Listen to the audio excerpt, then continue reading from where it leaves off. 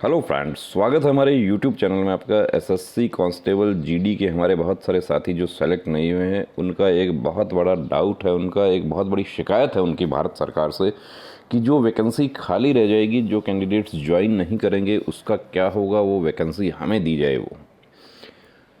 अब इसके ऊपर देखिए रास्ता क्या है इसका, इसके समाधान का रास्ता है सिर्फ और सिर्फ भारत सरकार जो है वो इसका समाधान कर सकती है। भारत सरकार समाधान नहीं करती है। सीआरपीएफ हो, चाहे एसएससी हो, चाहे गृह मंत्रालय हो, यदि सॉल्यूशन नहीं करते हैं इसका, वो वैकेंसी जो है स्क्रैप में चली जाती है। ऐसा ही बीएसएफ हेड कांस्टेबल आरओआरएम की वैकेंसी के बारे में हम बात करते हैं, तो जो कैंडिडेट ज्वाइन नहीं करेंगे वो वैकेंसी स्क्रैप वैकेंसी में चली जाती है, यानी कि वो वैकेंसी जो है लेफ़्ट ओवर वैकेंसी अगली भर्ती जो आएगी उसमें वो शामिल होती है।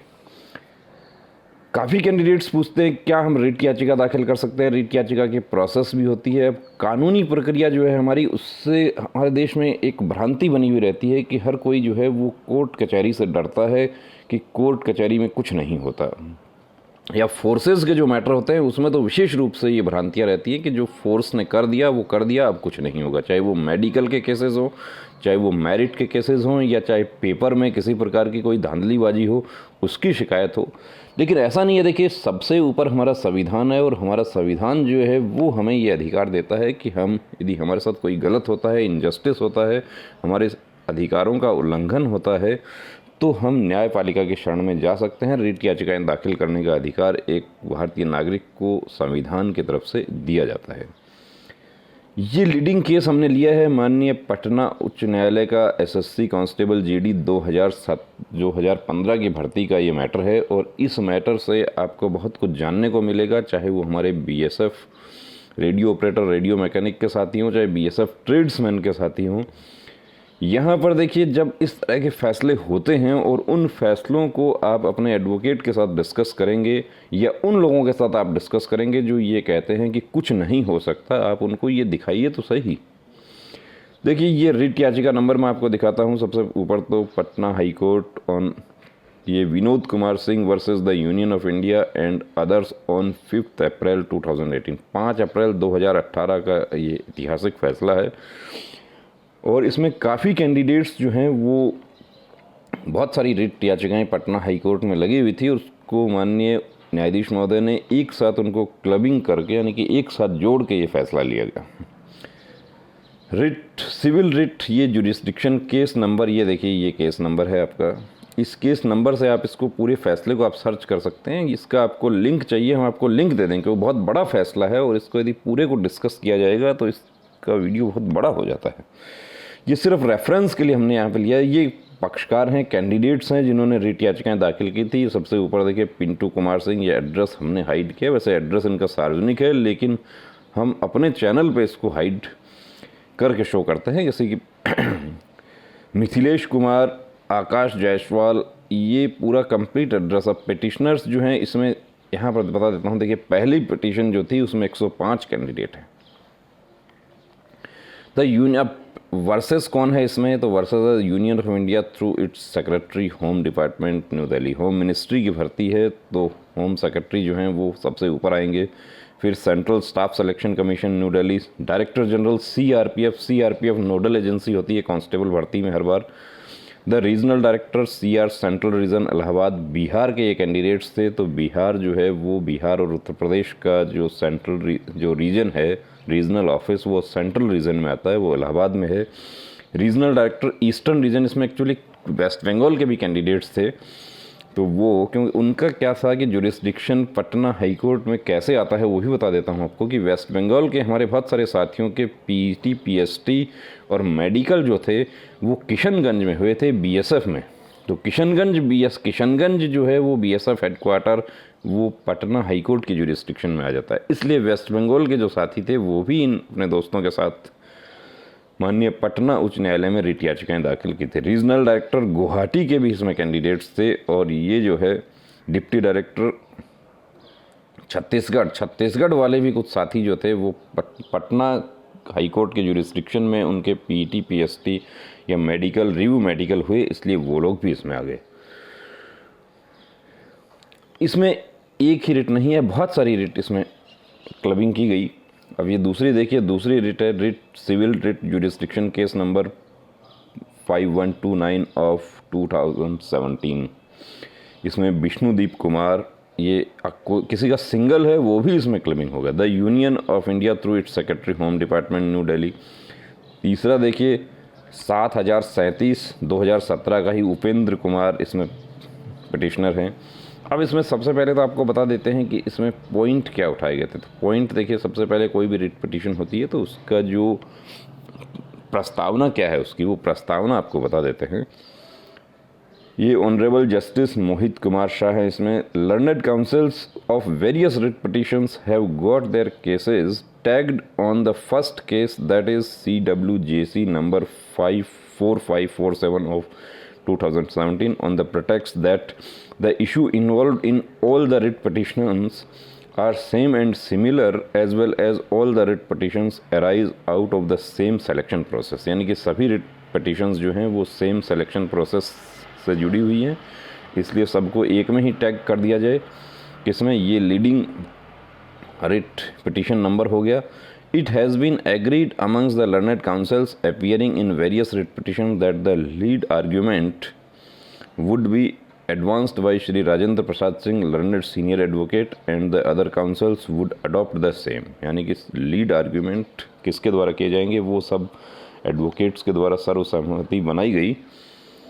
In view of the aforesaid, since all the writ petitions arise out of the same selection process and the issue to be adjudicated in the said batch of writ petitions are similar, the aforesaid batch of writ petitions have been heard together with the consent of learned counsel for the parties and are being disposed of by the present common judgment। यानी एक ही judgement के द्वारा सभी writ petitions को cover किया गया।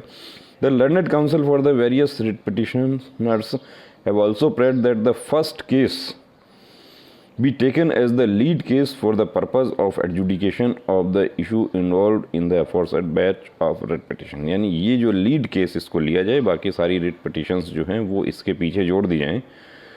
और यहाँ पर अब फैक्ट क्या थे, तो देखिए फैक्ट क्या है कि the short facts of the case are that the recruitment on the post of constable was initiated by the staff selection commission, hereinafter referred to as the SSC, on the basis of the policy of Ministry of Home Affairs। the notification for recruitment to the post of constable exam 2015 was published by way of an advertisement dated 24 Jan 2015, Patna high court. ये जो है for appointment in the various forces like CAPF, NIA, SSF, rifleman, GD, Assam rifle etcetera.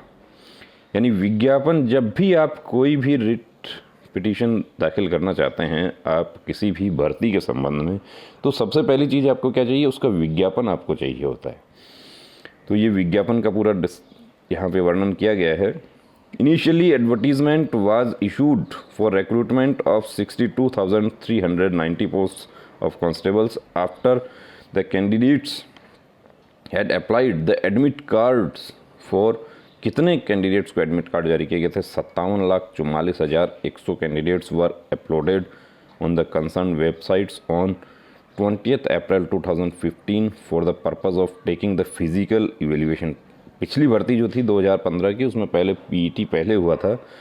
The physical evaluation test was conducted with effect from 25 March 2015 to 30 July 2015। Thereafter the successful candidates were given admit card for the written examination which was conducted by the SSC on 4 October 2015 for those candidates who were found qualified in PST PET।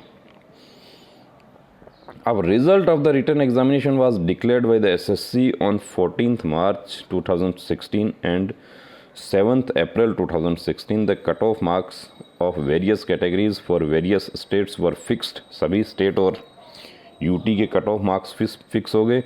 The candidates who had qualified were then called for detailed medical examination।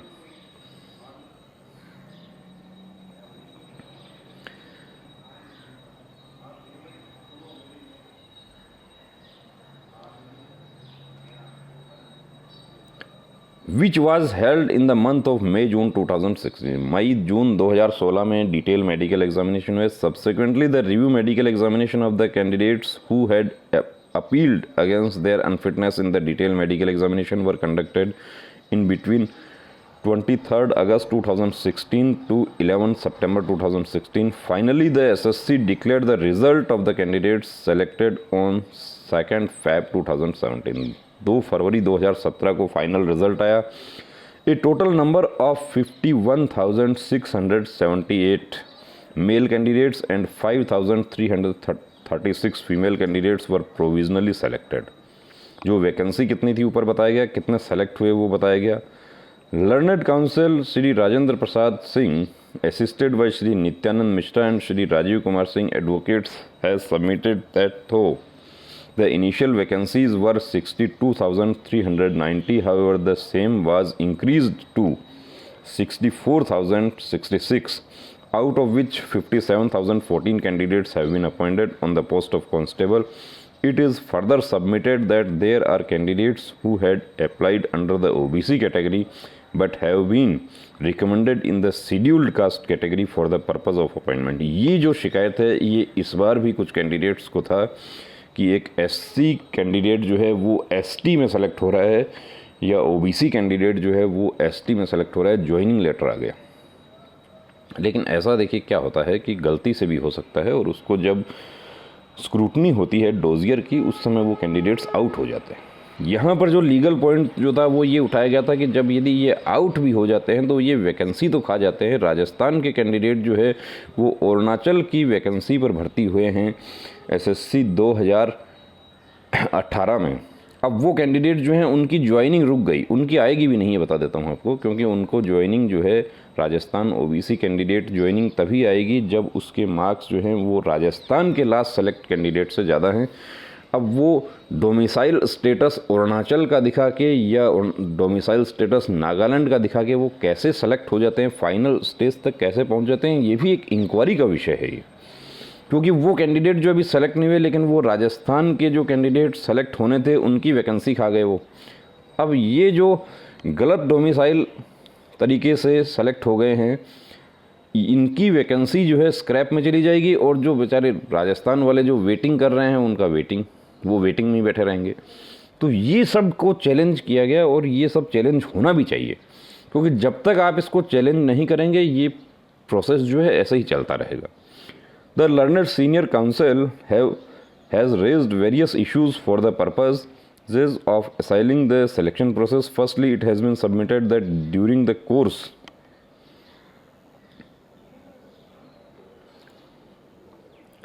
of the selection process, the cutoff marks have been changed. Secondly, it is submitted that out of the total number of selected candidates, some of them have been kept under the suspected list, and in some cases, such candidates have been kept under the mismatch category on account of detection of difference in signature, handwriting, left thumb impression as well as on account of various other reasons. ये देखिए जो सबसे बड़ा point है कि mismatch category में जो candidates थे, जो इस बार भी जो 266 कैंडिडेट्स सस्पेक्टेड हैं, प्लस उसके बाद में जो जिनको फोर्स अलॉट हो गया था उन कैंडिडेट्स को भी रोक लिया गया, उनके भी ज्वाइनिंग रोक ली गई और ये टोटल जो है वो 1200 से ज़्यादा हो जाते हैं। अब ये जो 1200 में से कुछ ऐसे भी होंगे जो गलत प्रोसेस किया या उनका फिंगर मैच नहीं होगा, उनका हैंडराइटिंग मैच नहीं होगा, या हम नहीं उसको कहते कि उन्होंने क्या किया क्या नहीं किया, लेकिन यदि 2 कैंडिडेट का भी उसमें से नहीं होता है तो वो 2 वैकेंसी जो है उसका क्या होगा। उसका सबसे बड़ा चैलेंज जो है इस प्रोसेस का इस रिट याचिका में किया गया माननीय पटना उच्च न्यायालय में। अब मिसमैच वाले जो थे उनके थंब मैच नहीं हुए, वो पता होता है, आपको पता होता है कि मेरा दोस्त जो है वो मिसमैच में है, अभी उसका मैच नहीं होगा क्योंकि उसने तो कुछ ना कुछ गलत प्रोसेस किया था। Learned Senior Counsel has relied on a judgment reported in 1996, Prem Singh and others versus Haryana state electricity board etcetera. ये देखिए जब भी कोई रिट याचिका लगती है तो उसमें दोनों पक्षों की तरफ से अपने जो पक्ष के जो फैसले होते हैं उनको पेश किया जाता है, उनके ऊपर मतलब उनको अपने तर्क में वहाँ पे प्रस्तुत किया जाता है माननीय न्यायाधीश महोदय के सामने। ये बहुत सारे फैसले इसमें किए गए। अब इसको देखिए, हम जो है silent features of the recruitment are, respondent की तरफ से जो एडवोकेट उपस्थित होते हैं उन्होंने इसके साइलेंट फीचर्स बताए कि ये तो बहुत सही प्रोसेस होता है, ये तो ऐसा ही होता है, ये तो स्टेट वाइज वैकेंसी होती है, स्टेट वाइज होती है, यूटी वाइज होती है, उससे उसकी बात नहीं है। पॉइंट ये है कि जो खाली रह गया उसका क्या होगा, और जो आपने सेलेक्ट कर लिए, जो 1200 से ज़्यादा कैंडिडेट हैं पूरे देश में, 266 विदहेल्ड प्लस 1000 के आसपास और हो गए हैं जिनका ज्वाइनिंग अभी रुका हुआ है, चाहे वो डोमिसाइल स्टेटस की वजह से हो, चाहे वो फिंगर मिसमैच वाले हों, चाहे वो सस्पेक्टेड हों, किसी भी वजह से हों, तो वो 1000 में से कितने कैंडिडेट, हम नहीं कहते कि 100, 200, 500 होंगे, हम तो ये कहते हैं कि वो सभी जेन्यून हैं, लेकिन 10 कैंडिडेट भी उसमें ऐसे हो जाते हैं कि जो गलत प्रोसेस का इस्तेमाल करके भर्ती प्रक्रिया में शामिल हो गए। अब वो 10 जो हैं उनका क्या होगा, या एससी कैंडिडेट जो है वो एसटी की वैकेंसी पे सेलेक्ट हो जाता है, उसका ज्वाइनिंग आ जाता है, फिर एक कैंडिडेट कंप्लेंट कर देता है उसकी। देखिए, कंप्लेंट आपको यदि पता है कि कोई गलत तरीके से भर्ती हो रहा है, आप कंप्लेंट कर सकते हैं।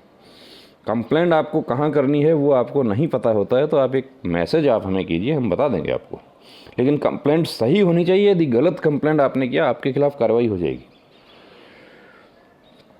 पूरा उसके एग्जामिनेशन के बारे में बताया गया है, सब कुछ पूरा डिटेल दिया गया, पूरा डिस्कस किया गया। अब देखिए, हम लास्ट पेज पे आ जाते हैं कि माननीय न्यायाधीश महोदय ने इसमें क्या फैसला किया, उस पर हम आ जाते हैं।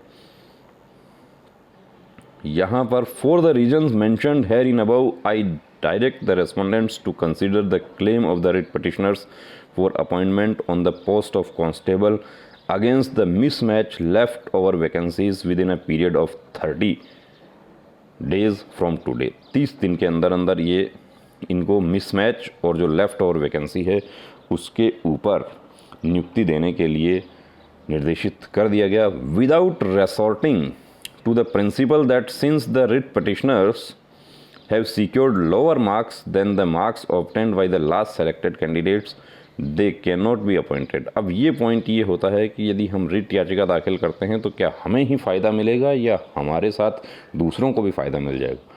सबसे पहला हक तो देखिए जो रिट याचिका दाखिल करते हैं उनका होता है। यहाँ पे साफ लिखा है कि जो एसएससी ये कहती है कि इन कैंडिडेट्स के मार्क्स जो हैं वो कम हैं इसलिए इनको नहीं दिया। यदि ये तो बिल्कुल ठीक कहती है एसएससी, मार्क्स यदि ज़्यादा होते तो उनको लेना होता।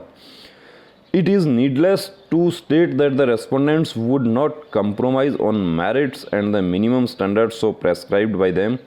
It is further held that the decision taken by the apex body of the Central Staff Selection Commission shall be final and would not be amenable to challenge in writ proceedings under Article 226 to 27 of the Constitution of India.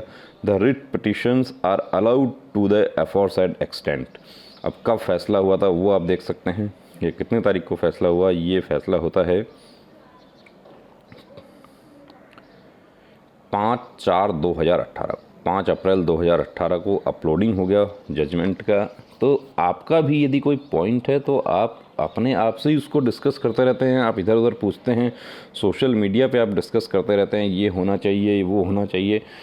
अब आपका यदि शिकायत है तो आप उसके लिए देखिए फ़ाइट कीजिए। आप फाइट करेंगे तो आप जीतने की उम्मीद कर सकते हैं, बिना फ़ाइट शुरू किए आप जीतने की उम्मीद नहीं कर सकते। क्योंकि ये आपको भी पता है, हमें पता है, ये एसएससी को भी पता है, ये सीआरपीएफ को भी पता है कि लेफ़्ट और वैकेंसी जो साथी आपके वहाँ पर सेंटर पे आए नहीं, या वहाँ से 2 दिन रुक के चले गए, या 1 दिन रुक के चले गए, या रात को आए सुबह ही चले गए, उन वैकेंसीज़ का क्या होगा। तो उनके लिए आपको फ़ाइट करना होगा।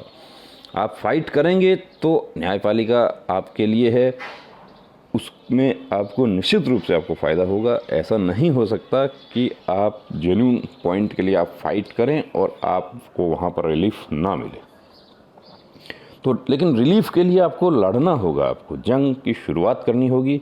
बिना जंग की शुरुआत किए आप जीतने की उम्मीद नहीं कर सकते। फिर आपको कहना चाहूँगा कि यदि वर्दी पाना चाहते हैं तो रुकना नहीं, थमना नहीं, अब ठानना है। क्या ठानना है कि वर्दी को हर हाल में पाना है। जय हिंद।